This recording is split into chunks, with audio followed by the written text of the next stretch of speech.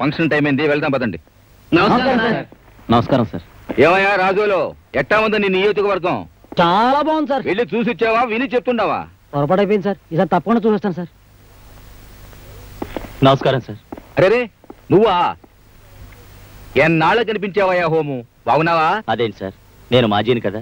చూడు, నేను మనుషుల్లో మార్పు రావాలని కోరుకుంటాను గాని ఎవ్వరూ మాజీలు కావాలని కోరుకోనయ్యా. సార్, మా పూర్వీకులు పొలిటికల్ గా చాలా పేరు తెచ్చుకున్నారు, కానీ నేను మీ దగ్గర చెడ్డ పేరు తెచ్చుకున్నాను. డబ్బుకి కక్కుర్తిపడి సంస్కారాన్ని మర్చిపోయాను. మాస్టారు, నన్ను కూడా మీ స్టూడెంట్ అనుకోండి. మీరొక్కసారి నా భుజం తట్టి క్షమించానని ఒక్క మాట అంటే వెంటనే నేను మా ఊరెళ్ళిపోయి ఈ రాజకీయాల నుంచి విరమించాలనుకుంటున్నాను మాస్టారు. ఏంది మరి పసిపిల్లాళ్ళ? తప్పులు చేయకపోతే మనం మనుషులు ఎట్టా అవుతామయ్యా? చేసిన తప్పును తెలుసుకుని దిద్దుకోకపోతేనే పశువులు అవుతాం. నువ్వు ఎక్కడికి పోబడలే, ఇక్కడే ఉండు. మాస్టారు, మీరు మానవ మాతులు కారు మాస్టారు. మీరు మరోలా అనుకోకపోతే ఓ చిన్న రిక్వెస్ట్. కారులో మీ పక్కన కూర్చొని చాలా రోజులైంది. ఈ ఫంక్షన్కి మీతో పాటు నేను వస్తే ప్రజల్లో మళ్ళీ నాకు కాస్త పరపతి పెరుగుతుంది. ఆ టైం అయింది, బయలుదేరదామండి. అట్నే